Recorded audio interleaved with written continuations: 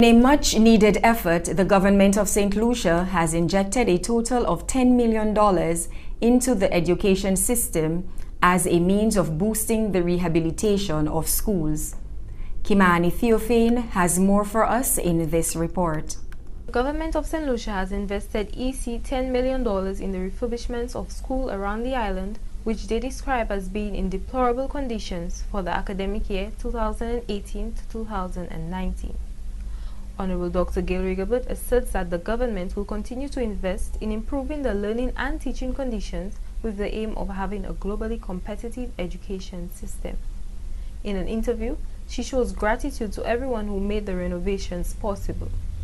I want to again thank my Prime Minister, Minister for Finance, and my cabinet colleagues for agreeing to an injection of $10 million for the rehabilitation of schools.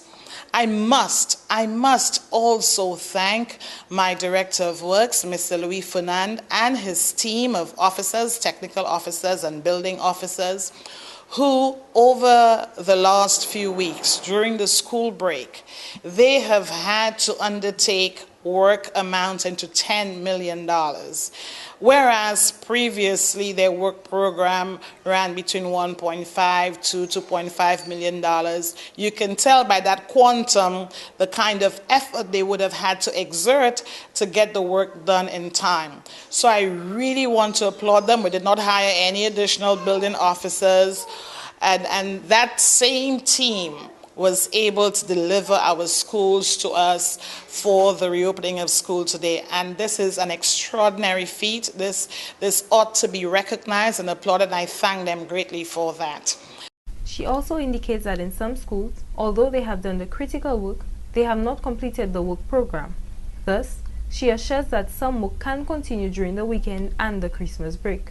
Honorable Dr. Gail Rigobert expresses gratitude to the involved persons and assures the public that $10 million has indeed gone a long way.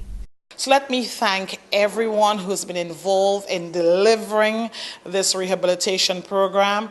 I think across the island, the students and teachers are reasonably pleased.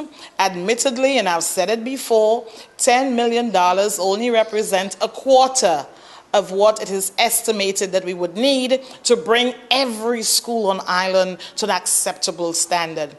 But that injection of $10 million,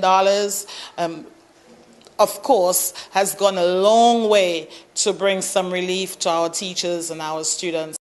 She also adds that she has made it a habit to visit all schools, especially on the first week, and is impressed with the level of enthusiasm that the students possess. Kimani Theophane, GVD News. First National Bank joins a vast team of local entrepreneurs and corporate houses to help reduce the rate of unemployment on the island.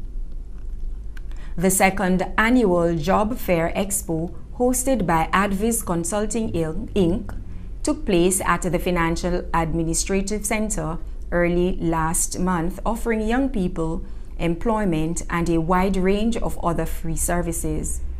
Here's more on that story.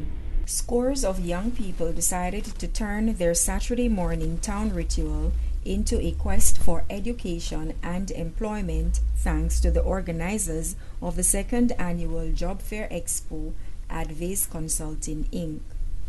First National Bank was one of the financial institutions who answered the call to sponsor the initiative as well as play a pivotal role in its success. We know that the unemployment rate is pretty high. We have a few openings at the entry level, so we are accepting applications. We are also doing some one-on-one talks with them as well as group sessions, really telling them about the opportunities within the banking sector, in particular within First National Bank St. Lucia Limited. According to Executive Manager for Marketing and PR, Robert Favier, the bank has been a consistent advocate for similar events such as the Sir Arthur Lewis Community College Annual Career Guidance Showcase and UWI Open Day, and so the team came very well prepared.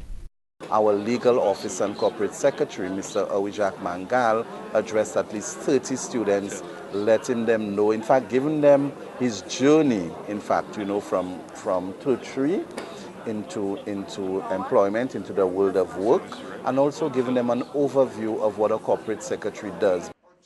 The theme for this year's Job Expo was Get Involved. And based on the wide variety of representation and consistent flow of attendees throughout the day, the event was by all accounts a resounding success. Suzette Thompson, GVD News. That takes us to the end of our news broadcast for tonight. Thanks for watching. I am Suzette Thompson, GVD News, covering the South like no other.